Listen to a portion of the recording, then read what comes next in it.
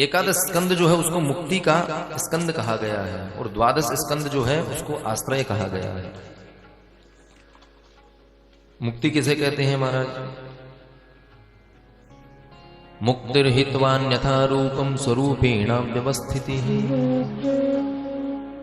मुक्ति का स्वरूप है कि अन्य रूप को छोड़ करके अपने रूप में स्थित हो जाना। बात बहुत जटिल है, पर आप अपने दिमाग से सोचेंगे तो समझ जाएंगे। ये बात तो समझना कठिन है, पर जो साधारण बात है उसको आप समझिए। प्रत्येक व्यक्ति के दो रूप होते हैं। दूसरों के सामने हम कुछ और बनते हैं, एकांत में हम कुछ और रहते हैं, परस्पर हमारा व्यवहार सबसे अलग अलग रहता है। एकांत में जब हम रहते हैं तो वो रूप भी सब जानता है, प्रत्येक व्यक्ति जानता है हम कैसे हैं, काम क्रोध लोभ मोह भरा हुआ है। पर हम दूसरों को बढ़िया बढ़िया कपड़े पहन करके सुंदर सुंदर सीधे सीधे बन करके दिखाते हैं कि नहीं नहीं देखो हम बड़े धर्मात्मा हैं। पर ऐसा कोई जीव नहीं है जिसके हृदय में ऐसे विकार ना हो, तो उन पर निग्रह कर सके। आप कथा श्रवण करके अधिक से अधिक समय यदि इस कार्य में हम देंगे तो उन कार्यों के प्रति हमारे पास समय ही नहीं रहेगा। अरे जो बैंक में नौकरी करने वाला है उसका किसी झगड़े में नाम जल्दी से क्यों नहीं आता? क्योंकि वो पूरे दिन बेचारा हिसाब किताब में लगा रहता है, शाम को भोजन करता है, घर रह जाता है, किसी दंगे में फंसता ही नहीं है, समय नहीं मिलता उसको। तो भगवत भजन में जब लग जाओ, जब भी आपको समय मिले तब माला पहनने लग जाओ या कीर्तन करने लग जाओ, तो अपना वास्तविक स्वरूप जब आप ऐसा बना लोगे, क्योंकि अभी जो आपने स्वरूप बना रखा है वो वास्तविक नहीं है। इतने सीधे सीधे बन करके माताएं बहनें जो बैठी हैं वो घर में जाते ही यदि भोजन समय से ना बने तो इतनी स्तुति करती है, महाराज मारवाड़ी में हमारा तो कर्म ही फूट गया तो ही घर से लिया है, बोलो राधे राधे। तो अपना वास्तविक स्वरूप हम पहचाने। ये जो हम स्वरूप लेकर के बैठे हैं ये हमारा वास्तविक स्वरूप नहीं है, और वास्तविक स्वरूप को जब हम पहचानेंगे तभी हमारी मुक्ति सुनिश्चित है।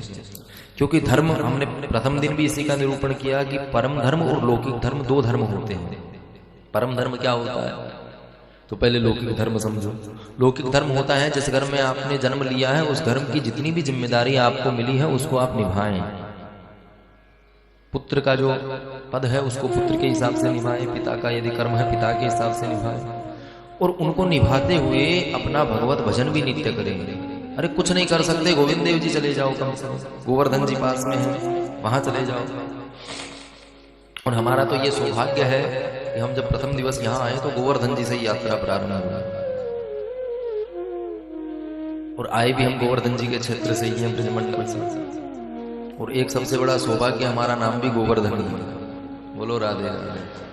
आज से 30 वर्ष पूर्व 14 नवंबर 1993 जाकर के कैलेंडर में आप निरीक्षण कर लेना, दीपावली के दूसरे दिन ही हमारा जन्म हुआ है। तो हमारे गली वाले तो हमको गोवर्धन ही बोलते थे, और गोवर्धन जब होता था तब हम पैसे भी खूब लूटते थे।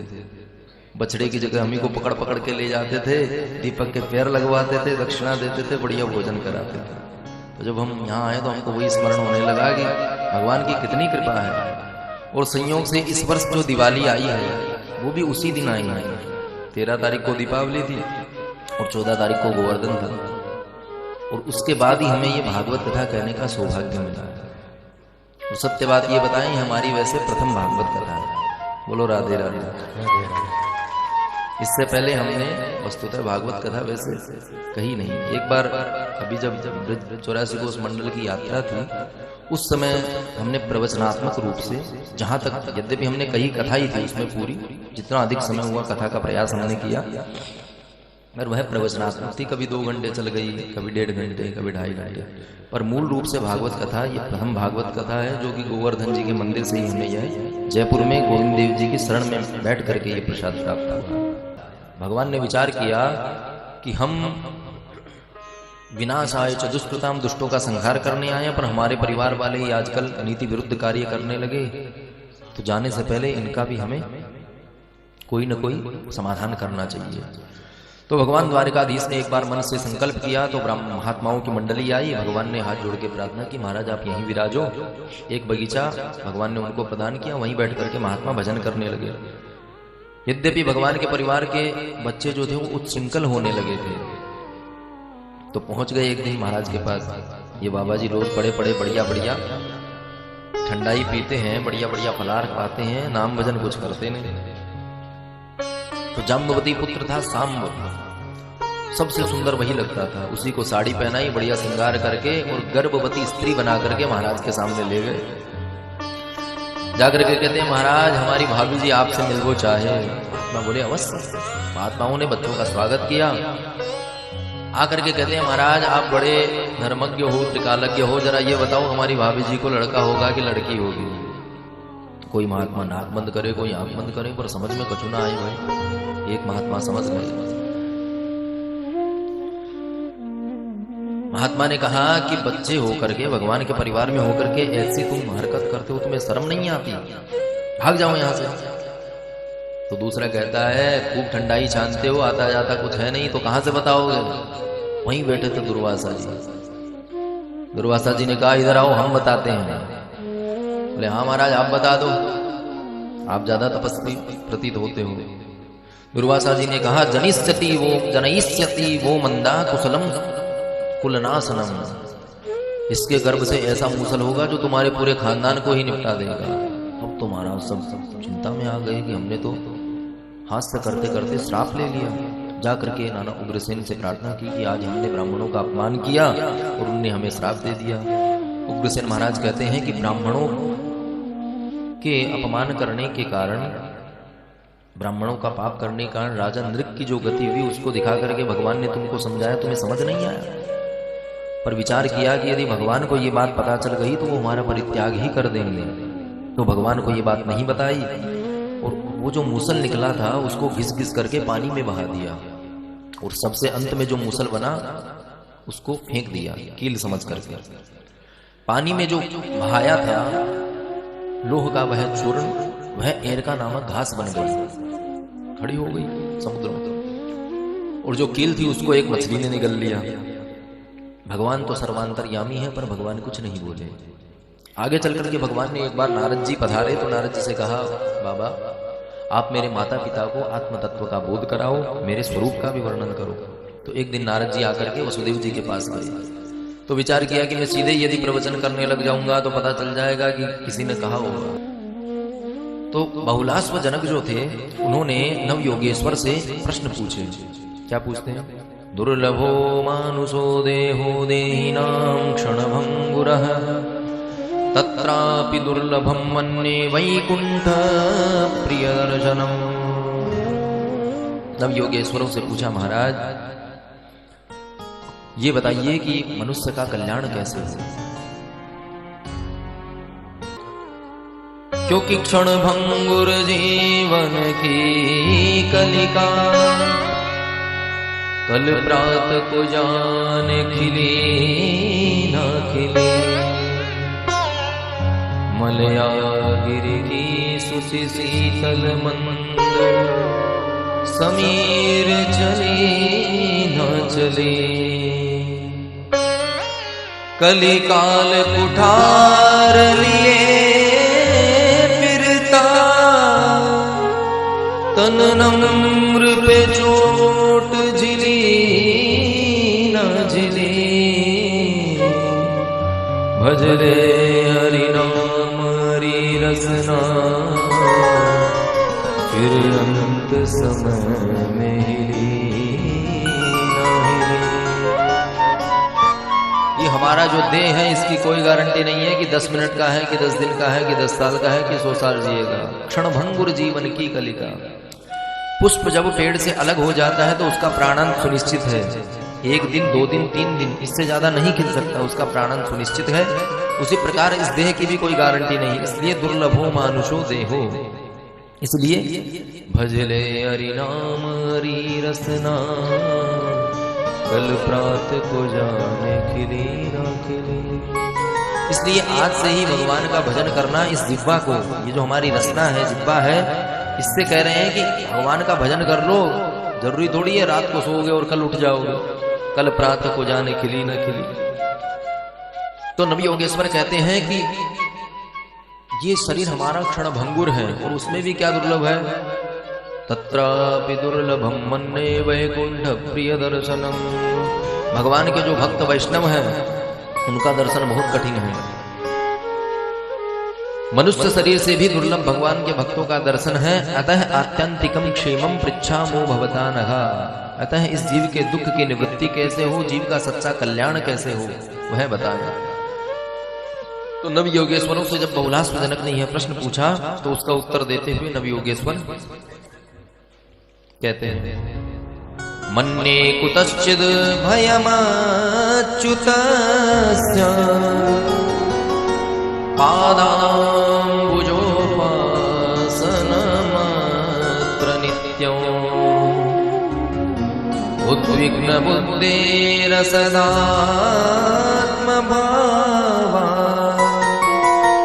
विश्वात्मना यत्र निवर्तते धी।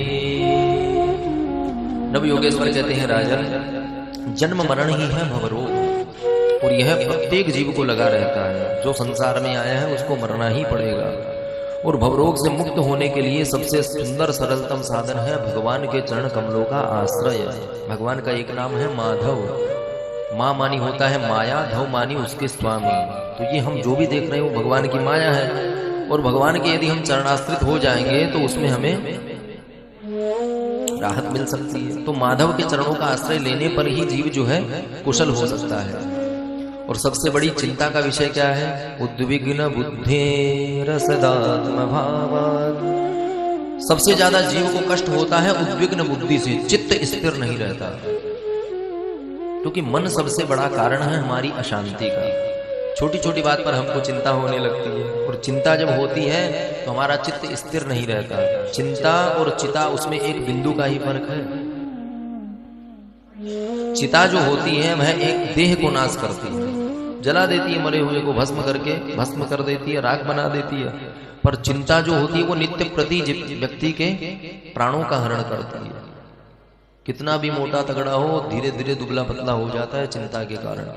तो कहते हैं उद्विग्न बुद्धि रसदात्मभावात्।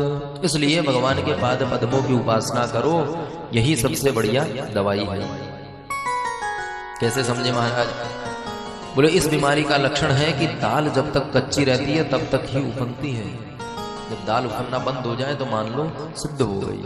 तो हमारा मन भी जब इधर उधर दौड़ लगाए, भगवान के भजन में ना लगे, तब तक ही उसमें समस्या है। जब भजन में लगने लगे तो अब समझ जाओ कि हमारी भी दाल सिद्ध हो रही है, सिद्धत्व की प्राप्ति हो रही है।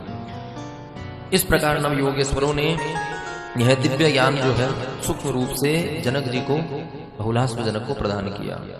यदुवंशीवतीर्णस्य भवत पुरुषोत्तमः सरच्छतं यतीपाय पंचविंशाधिकं प्रभु।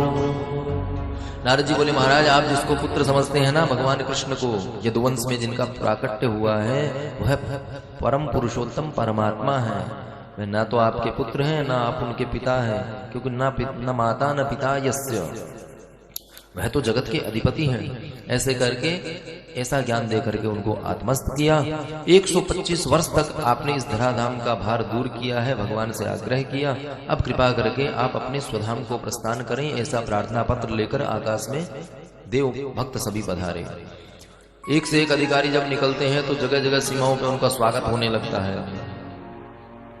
बाबा जी को कोई देख ले कि बाबा जी आए हैं भाई, तो बगल वाले भी यहाँ से जाएंगे, तब तक माला मंगा करके देंगे, कहीं हमारी भी कोई फाइल अटक जाए तो रक्षा करेंगे। तो उसी प्रकार देवता गण भी जो है वो भगवान जब लीला स्मरण करने का विचार बनाने लगे तो प्रार्थना पत्र लेकर के आने लगे। महाराज बता दो जरा किधर से आओगे, हम व्यवस्था करवा दे, बढ़िया फूल माला वगैरह स्वागत में करें। तो देवताओं ने भगवान से विनती की। भगवान कृष्ण बैठे बैठे एक दिन विचार कर ही रहे थे कि उद्धव जी को लगा कि अब भगवान जाने की तैयारी नहीं है। उद्धव जी ने आकर के भगवान से कहा, प्रभु मुझे मत भूल जाना, मुझे पता चल गया अब आप इस संसार को छोड़ने की तैयारी नहीं है। भगवान बोले, प्रिय उद्धव, मेरा जाना तो आवश्यक है, पर तुम्हें मेरे साथ नहीं जाना है। तुम्हें यहीं रहकर मेरे जो भगवत भक्त हैं उनका मनोबल बढ़ाना है, उनका मार्गदर्शन करना है।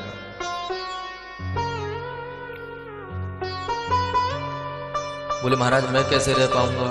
बोले, बद्रिकाश्रम में नर नारायण भगवान विराजते हैं, उनकी शरण में जाकर के रहना। बोले, कैसे रहूंगा? बोले, संन्यास धर्म का आश्रय लेकर के रहूंगा। संन्यास धर्म क्या है?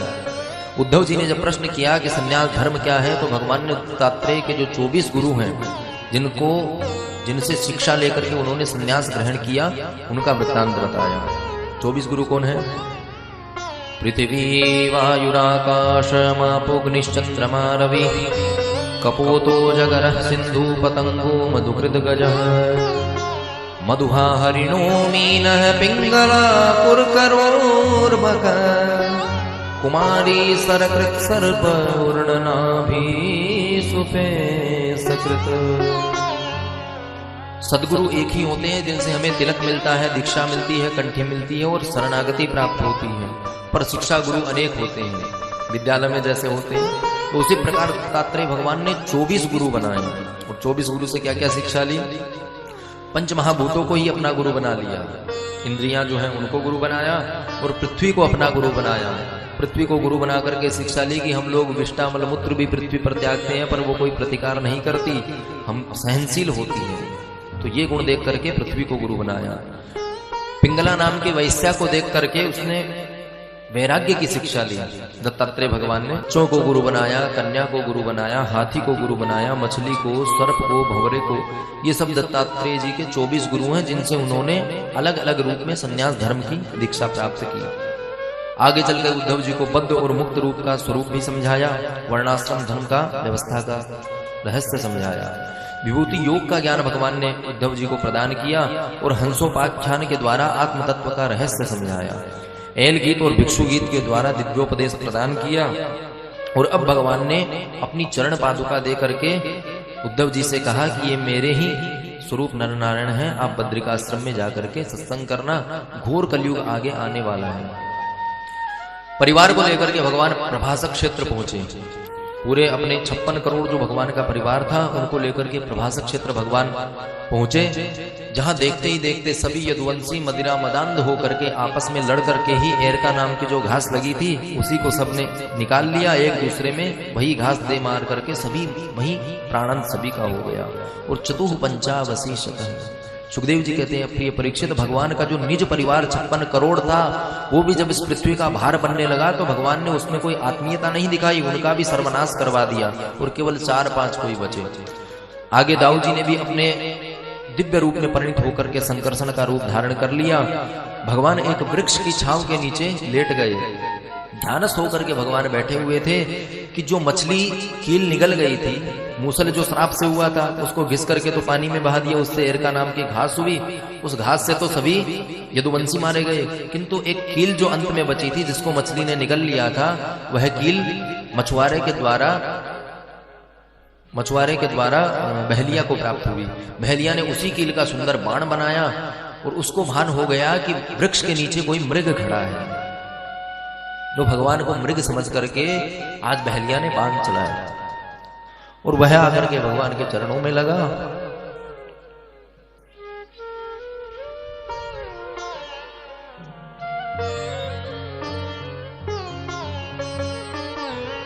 हरे कृष्ण कृष्ण कृष्ण हरे हरे, हरे राम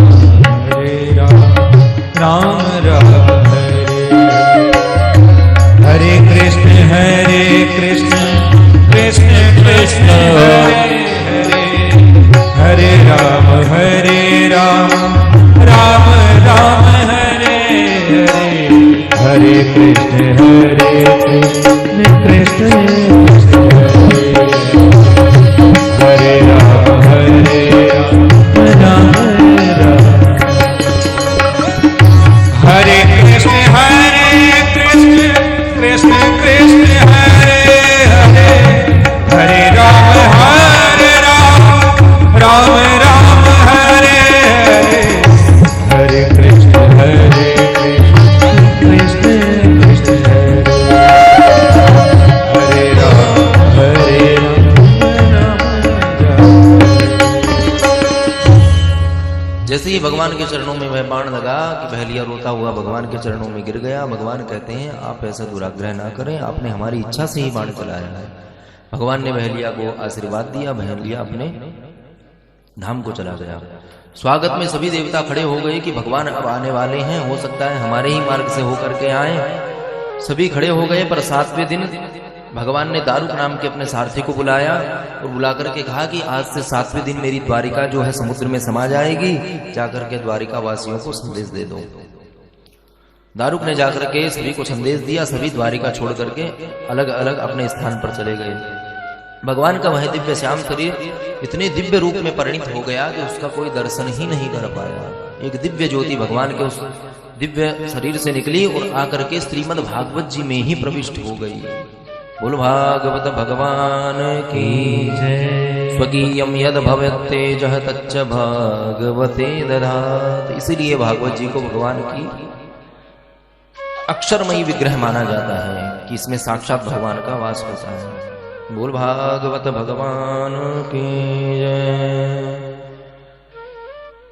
इस प्रकार भागवत जी की दिव्य कथा सुखदेव जी ने सुनाई और अंत में सुखदेव जी कहते हैं, प्रिय परीक्षित, कलयुग का आगमन कालांतर में हुआ और कलयुग के कलुषित प्राणियों का कल्याण करने की कामना से ही भगवान श्री कृष्णचंद्र इस भागवत जी में परिणित हुए हैं। भगवान के अंतर्हित होते ही कलयुग ने पैर जमाना प्रारंभ कर दिया और अंत में 6 अध्याय में कली धर्म का भी वर्णन किया कि आने वाला कलयुग कैसा होगा। दाम्पत्ये रुचिर हेतु मार्ये व्यवहारिके स्त्रीत्वे पुंसत्वे च हीरा रतिर्विप्रत्वे सूत्रमेवहि।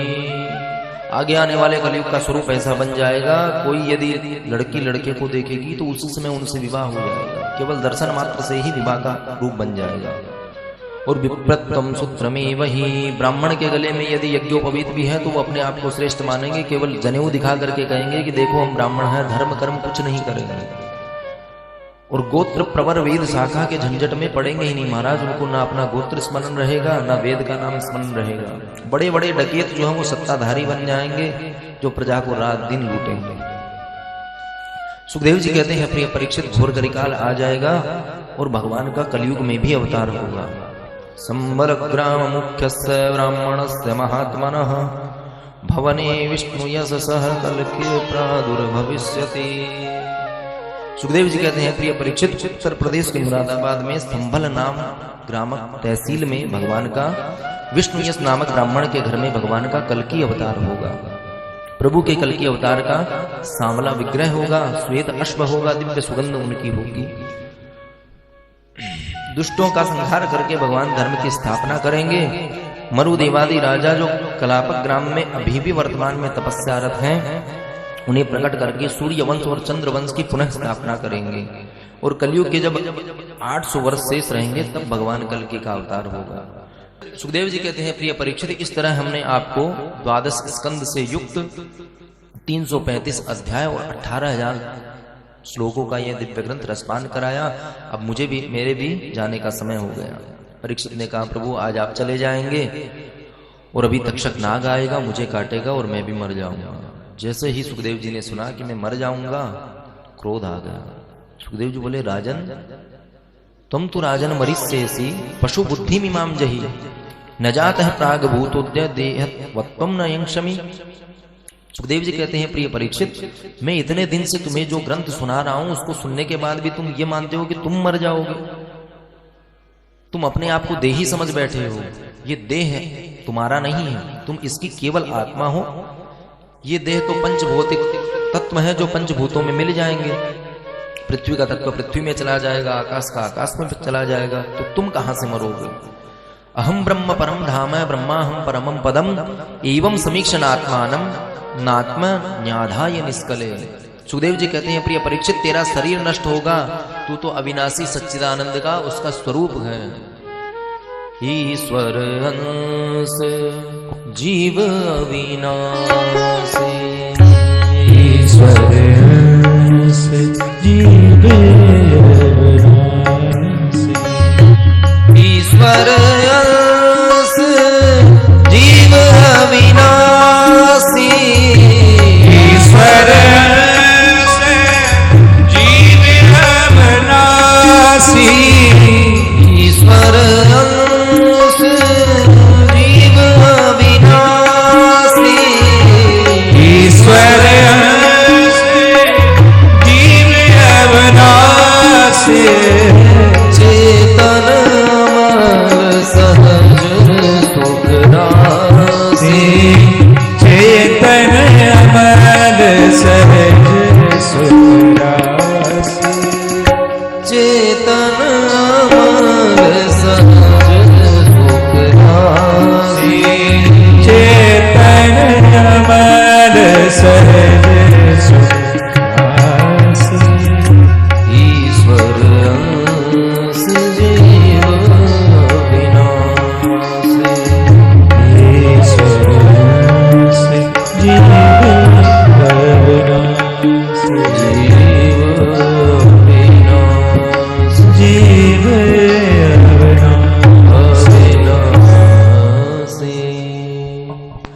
सुखदेव जी कहते हैं, प्रिय परीक्षित, तुम तो उस परमात्मा के अंश हो और ये देह जो है पांचभौतिक शरीर है। और जगामह भिक्षु भी चाकम नर देवी न पूजितम।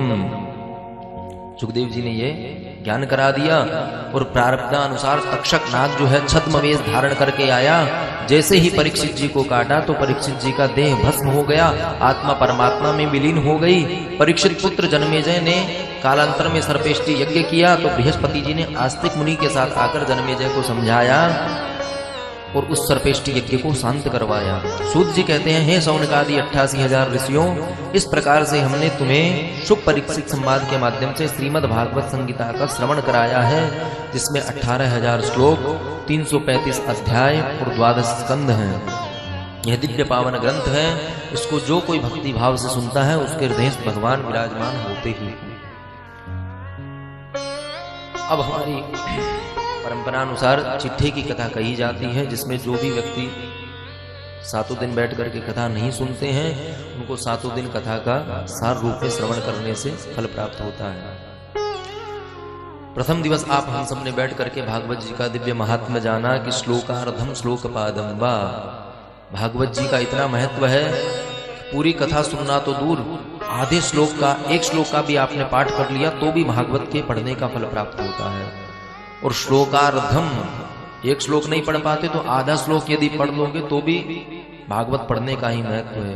वो कोई कहते महाराज हमको तो संस्कृत नहीं आती, तो श्लोक पादम वा, एक श्लोक जो होता है अनुष्टुप छंद का, उसके 4 चरण होते हैं। पाद का मतलब पद, चरण। तो प्रथम चरण भी यदि कोई पढ़ता है तो उसको भी भागवत पढ़ने का महात्म्य प्राप्त होता है। श्री कृष्णाय वयम नुमः, भागवत जी के पद्म पुराणों महात्म्य का प्रथम जो श्लोक है उसका 4था चरण ये है। तो कुछ और याद ना हो तो इतना भी यदि कोई याद करके बोल ले कि श्री कृष्णाय वयम नुमः या सच्चिदानंद रूपाय विश्वोत्पत्त्यादि हेतवे तापत्रय विनाशाय श्री कृष्णाय वयम नुमः। कम से कम प्रथम श्लोक आपको याद होना चाहिए, और प्रथम ना हो तो एक कोई भी जो आपको रुचिकर लगे एक पद भी यदि आप याद कर लोगे तो भागवत जी के पाठ का ही फल मिलेगा। दूसरे दिन में आप हम सबने श्रवण किया कि भागवत जी का मंगलाचरण हुआ और आगे चल करके कीर्तन की महिमा बताई, भक्ति कैसी हो। शौनकादि 88,000 ऋषियों ने प्रश्न पूछे, 6 प्रश्न पूछे, उन 6 प्रश्नों के उत्तर में ही संपूर्ण भागवत कथा का श्रवण कराया। आगे चल करके विदुर जी का भी चरित्र सुनाया और मनु शत्रुपा का भी वर्णन हुआ और कर्दम और देवहूति का भी विवाह हुआ। कपिल भगवान की कथा भी आप हम सबने श्रवण की। स्वयंभू मनु के कन्याओं का वंश भी हमने श्रवण किया। महाराज अत्रि का चरित्र भी आप हम सबने श्रवण किया। सती चरित्र के द्वारा भगवान शिव के चरित्र का आप हम सबने लाभ लिया। आगे चल करके भगवान के जो प्रिय भक्त हुए ध्रुव जी महाराज, उनका भी चरित्र हमने श्रवण किया। प्रहलाद जी के चरित्र की भी कथा हमने विस्तार से श्रवण की कि किस तरह भगवान ने आकर के नरसिंह अवतार लेकर के प्रहलाद जी से ही क्षमा मांगी। भक्ति में इतनी शक्ति होती है कि भगवान भी आकर के स्वयं क्षमा मांगते हैं। आगे चल करके अजामिलोपाख्यान का वर्णन किया। नारद जी ने दक्ष पुत्रों का, नारद जी को श्राप मिला और मनमंत्रों की कथा, गज किस प्रकार भगवान ने जिसको ग्राह से मुक्त करवाया। ग्राहात विपाटित मुखादरिणा गजेंद्र, भगवान ने अपना चक्र चला करके गज को भी मुक्ति प्रदान की और ग्राह को भी की। अब प्रश्न उठता है कि पुकारा तो गज ने था महाराज, ग्राह को क्यों प्रदान कर दी बिना किसी प्रयास के ही? तो मानो भगवान कहना चाहते हैं मैं अपने भक्तों की भी बाद में सुनता हूं, पहले मेरे भक्तों से जो जुड़ जाता है उसका कल्याण करता हूं। बार बार भागवत जी में एक प्रसंग आया है कि संतों का संग करें। उदाहरण सबसे सर्वज्ञ है, करंट में, तार में यदि करंट चल रहा है, उससे कोई यदि पकड़ लेगा तो उससे जो भी जुड़ेगा सब में करंट आ जाएगा। वैसे ही संतों का संग एक व्यक्ति करता है तो तिलक चंदन लगाने लगता है, हरे राम हरे कृष्ण करने लगता है, तो वो भक्ति का रंग जो वो सब पे चढ़ जाएगा। आगे चल करके हमने भगवान वामन का चरित्र का भी रसपान किया। भगवान का प्राकट्योत्सव मनाया, कृष्णावतार में खूब बधाई हमने लुटाई और भगवान ने ब्रह्मा जी का, इंद्र का, सबका मान भंग किया। महाराज के द्वारा कल आप हम सबने वह दिव्य रस पान किया जो अलौकिक है, इस धरा पर स्थित नहीं है। भगवान का वह हृदय है। भागवत भगवान के 5 अध्याय ये हृदय कहे गए हैं। उनकी कथा निष्काम निष्कपट होकर के बिना दुर्मति के जो सुनता है वह भगवान का परम प्रिय भक्त बनता है। आगे चल करके कंस का वध भगवान ने किया और आज हम सब ने मिल करके भागवत जी की महिमा संपूर्ण महत्व सुना। इस प्रकार चिट्ठे की कथा का जो महत्व है कि जो पूरे नहीं सुन पाए वो नाम मात्र भी यदि सुनते हैं तो उनको फल मिलता है। अब कोई कहते महाराज ये भुलाने की बात है, प्रमाण क्या है? तो भागवत जी ही प्रमाण है। श्लोकार्धम श्लोकपादम वा, भागवत जी में जहां कह दिया कि एक श्लोक पढ़ो उससे भी फल मिलेगा, आधा श्लोक पढ़ो तो भी मिलेगा, आधा पद यदि चौथा चरण पढ़ा तो भी आपको फल मिलेगा। तो जहां हमने इतने प्रसंगों का स्मरण कर लिया तो उसमें कोई संदेह नहीं रह जाता कि भागवत सुनने का फल मिलेगा कि नहीं मिलेगा। बोलो भक्तवत्सल भगवान की जय। अब हमारे मुख्य यजमान श्री तिवारी जी, पहले हम श्लोक उच्चारण करेंगे, उसके बाद में पोथी पूजन करेंगे और भागवत भगवान का पूजन करने के बाद क्रमानुसार व्यास पूजन किया जाता है। तो जिन व्यास जी से आपने कथा सुनी उनको तिलक चंदन लगा करके अपने श्रद्धानुसार आप पूजन करेंगे। और आइए हम सब मिलकर के भी एक श्लोक का उच्चारण करते हैं। उसी श्लोक में पूरे भागवत जी का सार दिया हुआ है। जब तक महत्व पता नहीं होता हम चीज का ध्यान नहीं देते। तो पहले महत्व सुनो, उसके बाद श्लोक सुनो। महत्व क्या है महाराज? कलयुग में भगवान के कीर्तन का सबसे बड़ा महत्व है। पहले दिन भी आपने ये सुना, तीसरे दिन भी कथा में आया और आज भी आया और पग पग पे भागवत जी में ये बात आई है कि कलयुग जो है, हम प्राय कोई भी काम करते हैं तो ये कह के टाल देते हैं कि महाराज कलयुग चल रहा है, भगवान की कृपा कहां से होगी, जबकि भगवान की सबसे अधिक कृपा कलयुग में ही हुई है। और एक ग्रंथ है भक्तमाल, उसमें आप यदि पढ़ेंगे भागवत में तो भगवान के भक्तों के और भगवान के दोनों के चरित्र हैं। भक्तमाल एक कलयुग में ऐसा ग्रंथ हुआ है जिसमें केवल भक्तों के ही चरित्र हैं कि किस प्रकार भगवान ने भक्तों पर कृपा की है। तो कहने का अर्थ है कि कलयुग में जितना भगवान की भक्ति पाना सरल है उतना किसी युग में नहीं है। अन्य युगों में यदि मन में भी कोई कामना कर ली तो उसका भी दोष लगता था। किसी स्त्री के प्रति किसी पुरुष के हृदय में कोई गलत विचार आ जाता था कि भले ही वो कर्म ना करे, पर वहां पे चित्रगुप्त की वहां पे लेखनी से लिखा जाता था कि इसने ये पाप किया है। और कलयुग मानस पुण्य हो ही नहीं पापा। कलयुग में इतना बताया है कि मन से आपने कामना भी कर ली कि हम भागवत कथा कराएंगे तो वो फल मिलना तो आपको प्रारंभ हो जाएगा और कभी न कभी वह सार्थक होगा।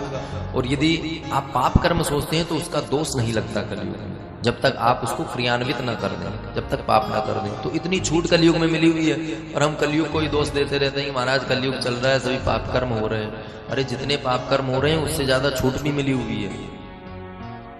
हवन यज्ञ यदि करना हो, अश्वमेध यज्ञ करना हो, अष्टोत्तर शत करना हो तो लाखों करोड़ों रुपए लगते हैं और व्यवस्था उसके अनुसार हो भी नहीं सकती। किसी न किसी रूप से त्रुटि रह जाती है, मंत्र में कमी रह जाती है, पंडित जी कोई प्रसंग छोड़ देंगे, यजमान समय से ना बैठा होगा, यजमान अशुद्धावस्था में आ जाए। अनेक प्रकार की विकृति हैं जो यज्ञ में हो सकती हैं, पर उसमें भी यही कहा है कि यस्य स्मृत्या च नामोक्त्या तपो यज्ञ क्रियादिषु न्यूनम संपूर्णतां याति सद्यो वंदे तमच्युतम्। समस्त शास्त्रों का यही मर्म बताया है कि कितना भी देवकर्म हम कर लें, कितना भी बड़ा यज्ञ कर लें, अंत में भगवान नारायण को नमस्कार किया जाता है कि प्रभु मैंने तो अपने ज्ञान से, अपनी दुर्बुद्धि से आपका जितना यजन किया, अब उसको परिपूर्णता आप ही प्रदान करने वाले हैं। तो आइए आप हम सब मिलकर के मेरे साथ में आप भी उच्चारण करेंगे। पहले हम बोलेंगे फिर आप बोलेंगे।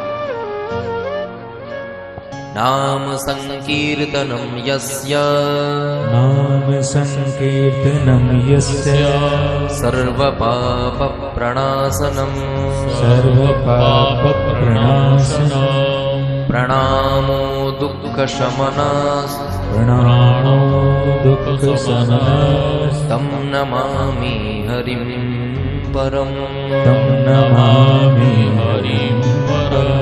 श्रीहरये नमः। श्रीहरये